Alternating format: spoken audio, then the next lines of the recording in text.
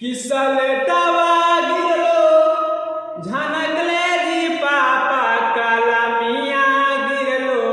अगानामा अगवा में खुललो स्कूलिया जी पापा लिखा दा हमरो के नामा किसलटवा गिरलो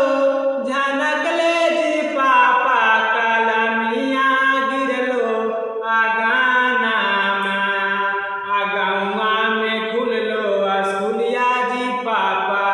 लिखा दाम रोके नामा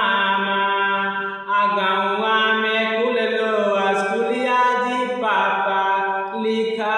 दाम रोके नामा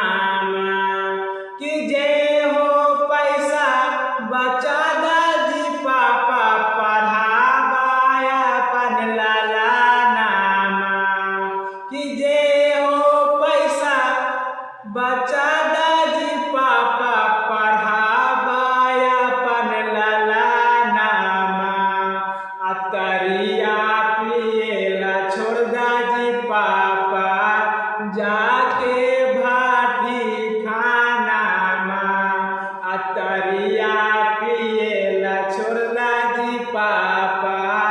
जाके भाटी खानामा कि खैनिया छोड़ दादी पापा जाके किराना दुकानिया कि खैनिया खैला छोड़ दादी पापा जाके किराना दुकानिया गौवा में खुललो स्कूलिया जी पापा लिखा दा हमरो के नामा गौवा में खुललो स्कूलिया जी पापा लिखा दा हमरो के नामा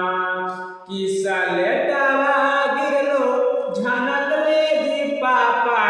कलमिया गिरलो अगानामा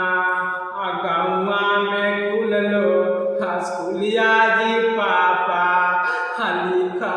दा हमरो के नामा गौवा में खुललो स्कूलिया जी पापा लिखा दा हमरो के नामा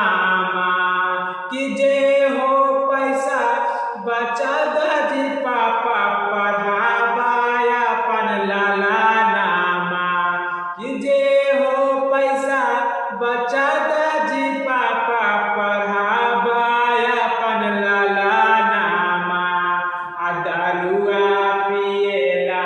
छोड़ दादी पापा जाके भाटी खानामा